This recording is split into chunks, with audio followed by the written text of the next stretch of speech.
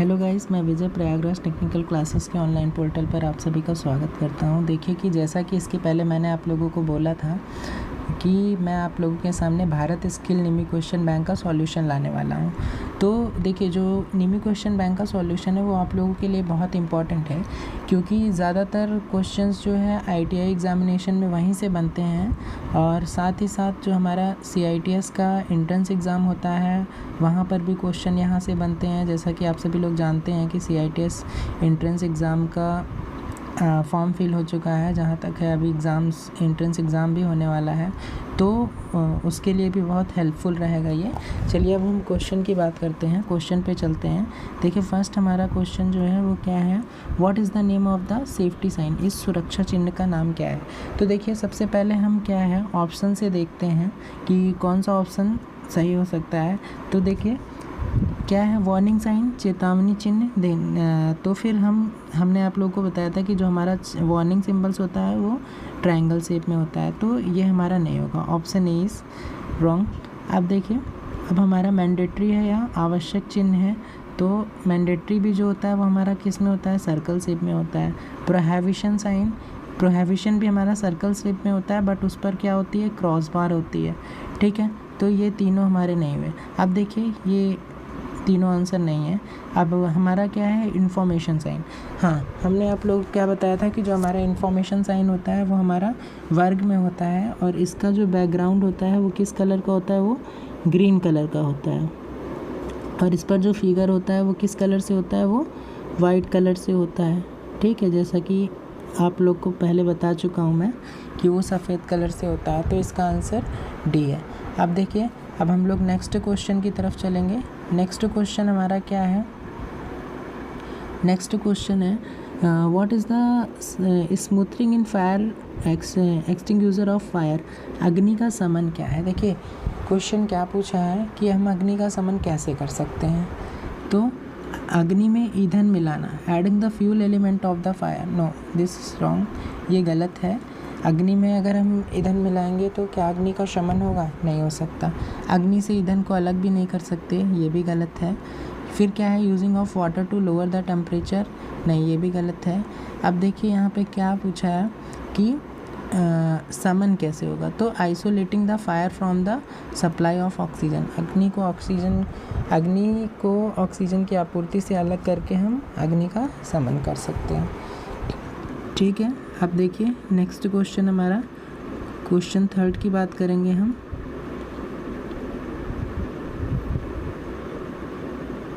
Question third, देखिए question third हमारा क्या है कि what is the which is the physical hazard, निम्न में से भौतिक हानि क्या है। तो ऑप्शन है, देखिए हमारा क्या है, धूम्रपान, नहीं, धूम्रपान भौतिक हानि नहीं है। वाइब्रेशन, ये भी हमारी भौतिक हानि नहीं है।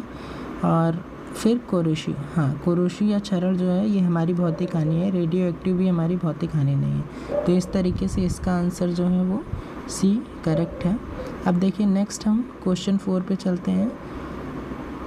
क्वेश्चन 4 क्या है, which is the correct sequence of operation to be perform when using the fire extinguisher, निम्न में से अग्निरोधक को उपयोग करने का सही क्रम क्या है। तो देखिए जैसा कि फायर एक्सटिंग्यूशर जो होता है वो हमारा, हम उसको आग को बुझाने के लिए यूज़ करते हैं। ठीक, और जैसे हम बताए थे कि फोम टाइप फायर एक्सटिंग्यूशर या हमारा CCl4 होता है जो एक्सटिंग्यूशर, कार्बन टेट्राक्लोराइड।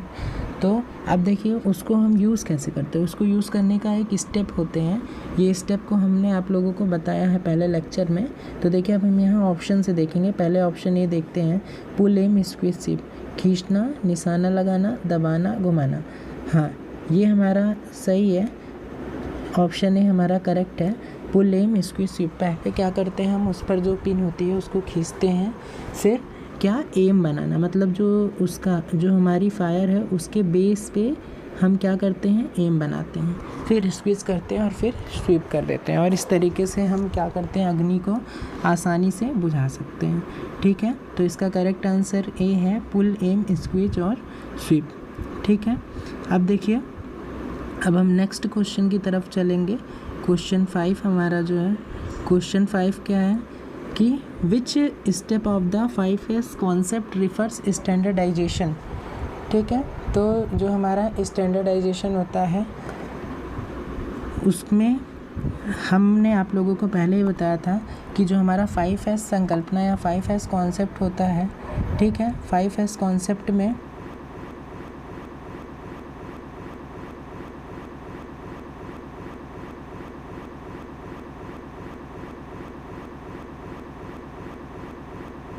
हमारा 5S होता है। उसमें 5S कौन कौन से होते हैं? एक तो फर्स्ट जो हमारा होता है वो क्या होता है? सॉल्ट,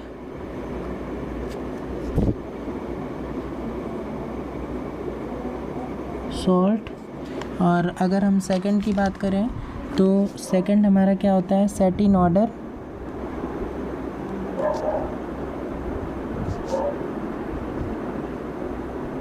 ठीक है। और अगर थर्ड की हम बात करें तो थर्ड हमारा जो होता है वो साइन होता है। और अगर हम फोर्थ की बात करें तो फोर्थ हमारा कौन सा है? स्टैंडर्डाइजेशन ही होता है, जिसे हम लोग मानकीकरण भी हिंदी में बोलते हैं, ठीक है। और हमारा जो फिफ्थ है वो क्या है? सस्टेन है, ठीक। तो इस तरीके से हमारे 5S होते हैं। 5S की अलग अलग मीनिंग होती है, कौन कौन सा, एक बार फिर से आप लोग देख लीजिए। फर्स्ट हमारा sort, second set in order, और थर्ड साइन, फोर्थ जो हमारा वो स्टैंडर्डाइजेशन या मानकीकरण, जो आपसे यहाँ क्वेश्चन में पूछा है तो वो कौन सा स्टेप होगा? इसका आंसर जो है वो डी हो जाएगा। और फिफ्थ जो हमारा होता है वो सस्टेन होता है, ठीक है। अब देखिए, अब हम लोग नेक्स्ट क्वेश्चन की तरफ चलते हैं।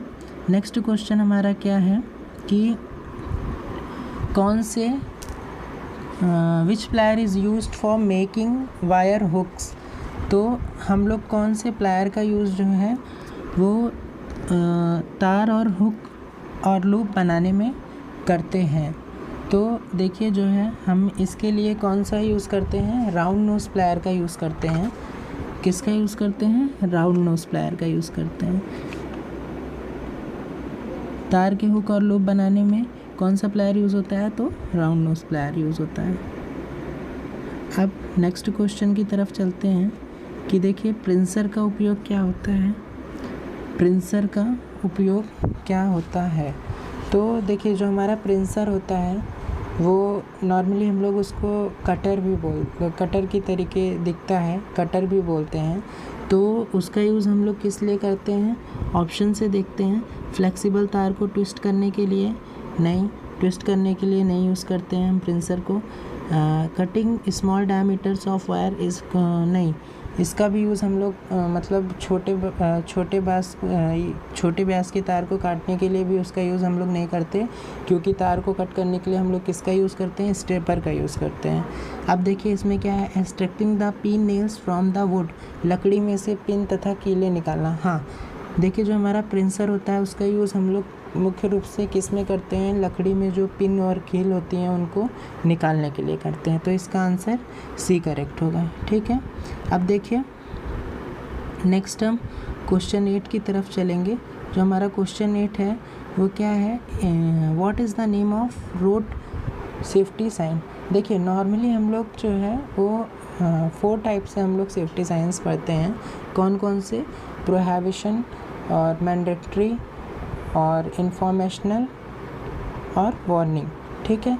लेकिन ये थोड़ा सा एक जो है रोड सेफ्टी साइन, ये थोड़ा डिफरेंट टाइप्स का है। एक्चुअली क्या है, ये क्वेश्चन ओनली आपके भारत स्किल क्वेश्चन बैंक में है, तो इसलिए हम इसको थोड़ा सा देखेंगे। जो हमारा सड़क सुरक्षा चिन्ह होता है, क्योंकि इसका शेप थोड़ा चेंज है, तो ये जो है एक तरीके से हम बोल सकते हैं कि जो रोड सेफ्टी साइन है, तो इसका मतलब क्या है कि हमारा मैंडेटरी होगा, आवश्यक सुरक्षा चिन्ह होगा हमारे लिए, ठीक है। तो इसको केवल याद रखिए, क्योंकि क्वेश्चन बैंक में है तो हो सकता है यहाँ से क्वेश्चन बन जाए आपके लिए। अब नेक्स्ट क्वेश्चन की तरफ चलेंगे हम लोग। क्वेश्चन नंबर 9 क्या है कि what is the background colour of warning science the basic category, ठीक है। तो देखिए यहाँ पे क्या बात कर रहा है? सचेतक चिन्ह या वार्निंग साइंस की बात कर रहा है, वार्निंग सिंबल्स की बात कर रहा है। तो देखिए हमने आप लोगों को क्या बताया था कि जो हमारा वार्निंग सिंबल्स होता है वो कौन से शेप में होता है, वो ट्रायंगल शेप में होता है। ठीक है, अब ट्रायंगल शेप में होता है तो इसका जो क्वेश्चन यहाँ पे है कि व्हाट इज़ द बैकग्राउंड, मतलब इसका जो पश्च भाग है, मतलब इसका जो पृष्ठभूमि है, तो इसका जो बैकग्राउंड होता है वो किस कलर से होता है, वो येलो कलर से होता है, पीले कलर से होता है। और इस पे जो फिगर होता है वो ब्लैक कलर से बना हुआ होता है। जैसे हम लोग क्या बोल सकते हैं, रिस्क ऑफ फायर। ठीक है, इसके अंदर मान लीजिए फायर बना देते हैं। ठीक, तो ये जो हमारा ये फिगर बना है ये किस कलर से बनेगा, ये ब्लैक कलर से बनेगा। ठीक है, लेकिन आपसे क्या पूछ रहा है कि इसका बैकग्राउंड किस कलर का होता है, तो वो सी पीले कलर का होता है।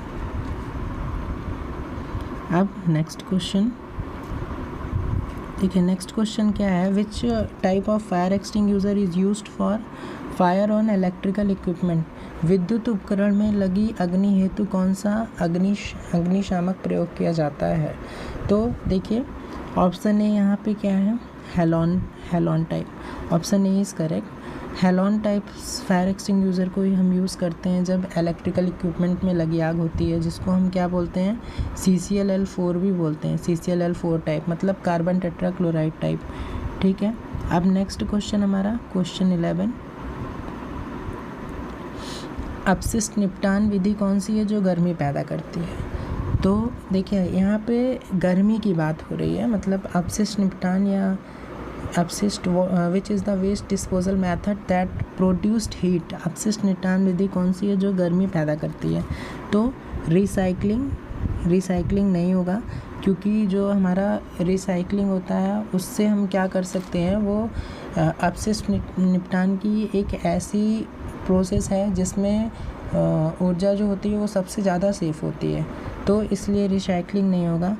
कंपोस्टिंग या खाद डालना ये भी नहीं होगा, ऑप्शन बी भी गलत है। और जो हमारा ये है इंसिनरेशन या भस्मीकरण, हाँ जी, ऑप्शन सी हमारा बिल्कुल सही है। इसमें जो है यही एक ऐसी विधि है अपशिष्ट निपटान की जिसमें जो बहुत ज़्यादा गर्मी प्रदान करती है या पैदा करती है। ठीक है, अब देखिए नेक्स्ट हम क्वेश्चन 12 की तरफ चलेंगे। क्वेश्चन 12 हमारा क्या है, which personal protective equipment PPE is used from the protection from fumes. धुएं से सुरक्षा के लिए किसी व्यक्तिगत सुरक्षा उपकरण PPE का उपयोग किया जाता है। तो देखिए धुएं से सुरक्षा के लिए हम किसका यूज़ करेंगे, तो एक तरीके से एप्रन जो हम लोग पहनते हैं, ठीक, उसका यूज़, या गॉगल्स भी गलत है एक तरीके से। अगर क्या है कि इन सब क्वेश्चंस जो हमारा ये क्वेश्चन है यहाँ पे अगर एक तरीके से बोला जाए तो सभी सही होंगे ये ऑप्शन में, अगर ऑल ऑफ दीज ऑप्शन रहेगा तो सब सही होंगे। लेकिन क्योंकि अगर मेन तरीके से देखा जाए, जो हमारा भारत स्किल भी जो आंसर मानता है वो हमारा क्या है, नोज़ मास्क है। क्योंकि सबसे ज़्यादा इफ़ेक्टिव क्या होगा कि सबसे ज़्यादा प्रभावित नाक में ही धुआं है, क्योंकि अगर वहाँ पे ज़्यादा धुआं है तो हमको सांस लेने में प्रॉब्लम हो सकती है, या जो भी हमारा वर्कशॉप में वर्कर है उसको सांस लेने में प्रॉब्लम हो सकती है। तो इसलिए सबसे ज़्यादा इम्पोर्टेंट क्या है, नोज़ मास्क है। ठीक है, ऑप्शन डी इज़ करेक्ट। अब देखिए अब हम नेक्स्ट क्वेश्चन की बात करेंगे। नेक्स्ट क्वेश्चन हमारा क्या है, 13, what is the full form of BIS का पूर्ण रूप क्या है। ठीक है, तो देखें, बोर्ड ऑफ इंडियन स्टैंडर्ड, नहीं, ऑप्शन ए गलत है। ब्यूरो ऑफ इंडियन स्टैंडर्ड, हाँ ये सही है, ब्यूरो ऑफ इंडियन स्टैंडर्ड। 13 का बी आंसर करेक्ट है। अब देखिए नेक्स्ट क्वेश्चन की तरफ हम लोग चलेंगे। नेक्स्ट क्वेश्चन हमारा क्या है कि which method of is use to lift and move heavy loads. भारी भार उठाने और स्थानांतरित करने के लिए किस पद्धति का उपयोग किया जाता है। तो यहाँ पे ऑप्शन ए जो है वो विंच है, नहीं विंच गलत है। ठीक है, अब देखिए अब हम आगे के ऑप्शंस देखेंगे। क्या है विंच के बाद? क्रेन और स्लिंग। हाँ, नॉर्मली हम लोग क्रेन का यूज़ करते ही हैं, ठीक है। जो हमारा भारी वस्तुएं होती हैं या भारी पदार्थ होते हैं उनका उठाने के लिए हम क्रेन और स्लिंग का यूज़ करते हैं। तो ऑप्शन बी इज़ करेक्ट। अब देखिए, अब हम बात करेंगे क्वेश्चन नंबर 15 की।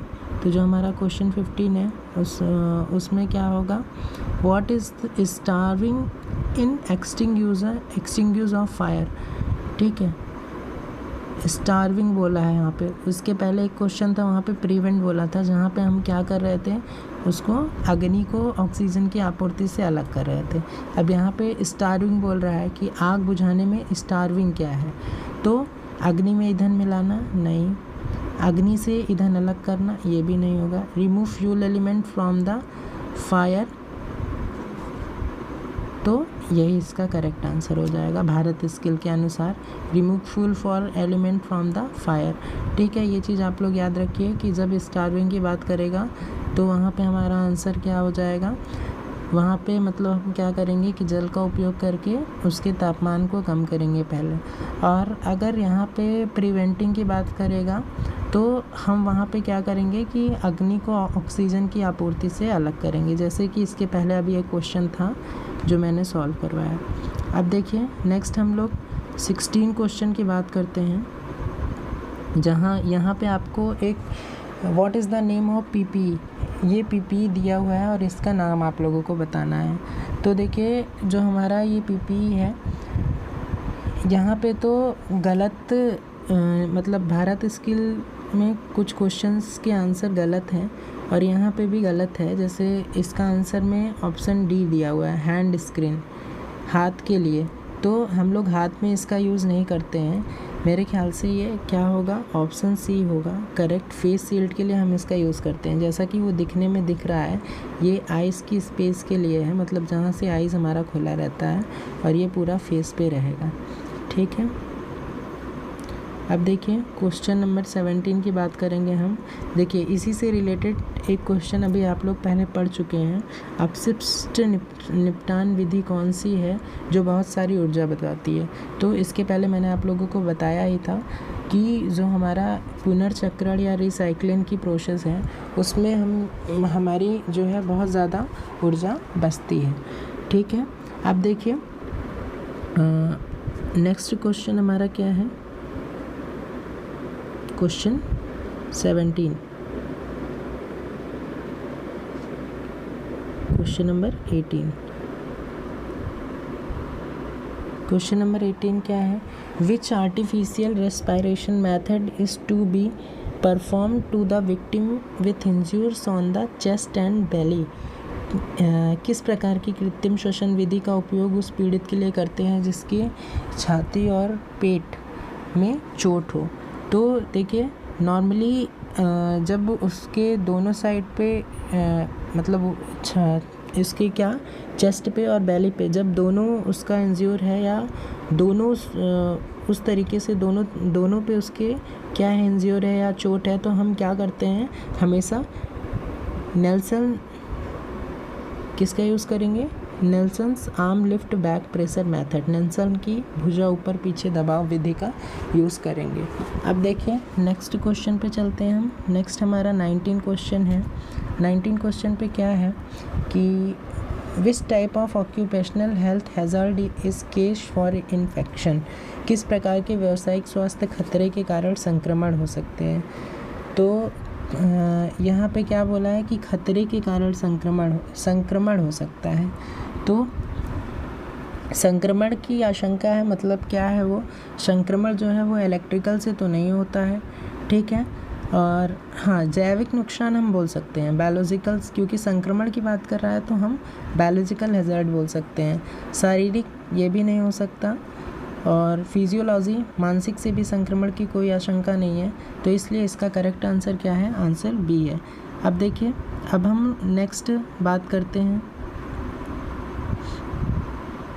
देखिए इस औज़ार का उपयोग क्या है?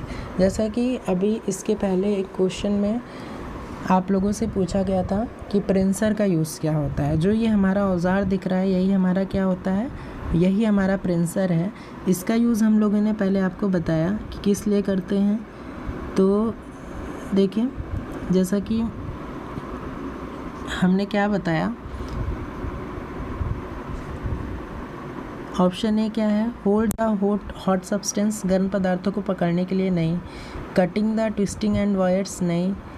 स्ट्रिपर का यूज़ करते हैं हम, इसके लिए बता चुके हैं। Extracting nails from the wood, लकड़ी से कीले निकालना, सी इज़ करेक्ट आंसर। ये जो हमारा प्रिंसर है, इसका यूज़ हम लोग किस लिए करते हैं, लकड़ी से कील को निकालने के लिए करते हैं। ऑप्शन 20 हो गया। अब देखिए ऑप्शन 21 हमारा जो क्या है वो क्या है, how will you diagnose the victim is suffering under cardiac arrest, दिल के दौरे से पीड़ित व्यक्ति को आप कैसे पहचानोगे। ठीक है, तो देखिए इसमें ऑप्शन ए क्या है कि get pain in spinal guard, रीढ़ की हड्डी में दर्द से, नहीं, कोई सवाल नहीं उठता। फिर क्या है, mouth will be closed tightly, मुंह पूरी तरह बंद हो जाएगा, ये भी नहीं है। फिर क्या है, पेट में अधिक सूजन, ये भी नहीं हो सकता। फिर होठ के चारों ओर नीला रंग, यस, ये जो है ये हमारा करेक्ट आंसर है। इसमें हम क्या बोल सकते हैं कि जो हमारा appears blue colour around his lips, मतलब कि उसके होठ के चारों ओर क्या हो जाएगा, उसके होठ के चारों ओर ब्लू कलर हो जाएगा, तो हम पहचान सकते हैं। ठीक है, अब देखिए, अब हम नेक्स्ट क्वेश्चन की तरफ चलेंगे। नेक्स्ट क्वेश्चन हमारा क्या है, इस औजार का नाम क्या है। ठीक है, क्वेश्चन नंबर 22 हमारा है। तो देखिए, जैसा कि आप सभी लोग जानते ही होंगे, दिखने में लग रहा है ये कौन सा, डायगोनल कटिंग प्लायर है हमारा, ये क्या बोल सकते हैं हम कि हमारा डायगोनल कटिंग प्लायर है ये। Option D is correct. अब देखिए क्वेश्चन नंबर 23 क्या है कि what is the name of the safety sign. तो सबसे पहले आप लोगों को ये ध्यान देना है कि ये हमारा जो है वो सर्किल शेप में है, और सर्किल शेप में हमारा दो ही सिंबल है, एक क्या है प्रोहिबिशन और मैंडेटरी। ठीक, लेकिन प्रोहिबिशन में क्या होता है, क्रॉस बार होती है, इस पर क्रॉस बार नहीं है। ठीक है, तो ये हमारा कौन सा है, तो ये हमारा मैंडेटरी है, यानी कि आवश्यक चिन्ह। ठीक है, 23 का बी। अब देखिए, अब हम लोग नेक्स्ट पे चलेंगे। नेक्स्ट 24 क्वेश्चन, 24 पे क्या है कि what will be first aid to be given to the stop bleeding the victim, पीड़ित के रक्त के बहाव को रोकने के लिए क्या प्राथमिक चिकित्सा उपलब्ध कराई जाती है। ठीक, देखिए प्राथमिक चिकित्सा का मतलब ये है कि जैसे हम लोग डॉक्टर के पास जाने से पहले हम कुछ ना कुछ इलाज करते हैं, नहीं जो हमारा विक्टिम है उसका ब्लड बहता रहेगा तो बहता ही रहेगा। ठीक है, तो इस तरीके से हम क्या करेंगे, अप्लाइंग ऑइंटमेंट मतलब मलहम, नहीं। Keep the injured portion upward, चोट लगे हुए भाग को ऊपर रखना, नहीं। Covering the wound protection of by dressing, नहीं, ड्रेसिंग भी नहीं कर सकते हम तुरंत ही। और फिर क्या है, applying pressure over the injured portion, चोट लगे हुए भाग पर दबाव डालना। हाँ, ये ऑप्शन डी करेक्ट है। जब भी आप लोग ने ये कभी कभी किया भी होगा कि अधिकतर जैसे कभी कहीं लग गया, थोड़ा खून उन बहने लगता है, तो हम उस पर थोड़ा प्रेशर लगा के उंगली से दबाते हैं या किसी चीज़ से दबा देते हैं कि खून ना बहे। ठीक है, तो वही चीज़ इस क्वेश्चन में बोल रहा है। अब देखिए नेक्स्ट हम क्वेश्चन नंबर 25 की तरफ चलते हैं। क्वेश्चन नंबर 25 हमारा क्या है कि what immediate action should be taken to rescue the victim if he is still in contact with the electrical power supply, पीड़ित को बचाने हेतु क्या तात्कालिक कदम उठाना चाहिए यदि वह अभी भी विद्युत शक्ति स्रोत से संपर्क में है। मतलब ये क्वेश्चन क्या कह रहा है कि अगर वो तुरंत में करंट टाइम में भी वो जो है विद्युत से लगा हुआ है तो उसको कैसे हम अलग करेंगे। हाथों द्वारा खींच के धक्का दे के नहीं, क्योंकि इससे जो दूसरा पर्सन है उसको भी नुकसान हो सकता है। अपने प्राधिकारी विद्युत झटके के बारे में जानकारी दें, ये सब भी नहीं, ये सब बात के प्रोसेस हैं। किसी को उस व्यक्ति को छुड़ाने हेतु बुलाएं, नहीं, तब तक बहुत देर हो जाएगी। और फिर क्या है, break the contact by switching off the power supply, संयोजकों को अलग करके शक्ति आपूर्ति बंद कर दें। हाँ, सबसे अच्छा यही रहेगा अगर हम ये काम कर लेंगे तो शायद उसकी जान बच सकती है। ठीक है, तो अब देखिए क्वेश्चन नंबर 26 क्या है। What is the name of the cautionary sign, इस सचेतक चिन्ह का नाम क्या है। तो देखिए इस सचेतक चिन्ह का नाम क्या है। स्कूल नहीं, स्कूल का तो कुछ भी नहीं दिख रहा है, तो इसलिए यहाँ पे स्कूल नहीं होगा, स्कूल गलत है। संरक्षित ये भी नहीं है, असंरक्षित ये भी नहीं है। अब देखिए पैदल क्रॉसिंग, हाँ पैदल क्रॉसिंग के लिए दिख रहा है, पेडेस्ट्रियन क्रॉस के लिए दिख रहा है, तो आंसर डी इज़ करेक्ट। अब देखिए नेक्स्ट हम क्वेश्चन किसकी बात करेंगे, नेक्स्ट हम लोग बात करेंगे क्वेश्चन 27 की। क्वेश्चन 27 का आधा क्वेश्चन इधर ही है कि which is the golden hour for the victim injured on head with risk of dying, यदि पीड़ित व्यक्ति को सिर में चोट लगी है और वह मर रहा हो तो उसके लिए स्वर्णिम घंटा कौन सा होगा। तो जो हमारा लास्ट के 30 मिनट्स होते हैं वही उसके लिए जो है वो गोल्डन टाइम होता है, लास्ट के कौन से, लास्ट के 30 मिनट्स। ठीक है, अब देखिए जो हमारा लास्ट क्वेश्चन है, क्वेश्चन नंबर 28, वो क्या है। Which condition of the victim is referred as coma, पीड़ित की कौन सी स्थिति को कोमा कहा जा सकता है। बेहोश रहना पर बुलाने पे उत्तर नहीं देना, unconscious but can respond to calls, नहीं ये नहीं हो सकता। Conscious but can not respond to calls, होश में रहना पर बुलाने पर उत्तर ना देना, ये भी नहीं होगा। फिर क्या है, breathing but can not respond to call, सांस लेना पर बुलाने पे उत्तर नहीं देना, नहीं ये भी नहीं होगा। फिर ऑप्शन डी हमारा क्या है कि lie totally senseless and do not respond to calls, yes पूरी तरह संवेदनशील तो रहता है विक्टिम, बट क्या करता है वो बुलाने पर कुछ भी नहीं बोलता, मतलब कोई उत्तर नहीं देता। तो इस तरीके से जो हमारा आंसर डी है वो करेक्ट होगा। ठीक है, चलिए थैंक यू। आप लोग चैनल को सब्सक्राइब करिए और इसके बाद में आप लोगों को इसका जो नेक्स्ट चैप्टर का या नेक्स्ट क्वेश्चन होगा वो मैं आप लोगों को दूंगा। ठीक है, चैनल को सब्सक्राइब करिए, वीडियो को शेयर करिए, कमेंट्स भी ज़रूर करिए। Thank you.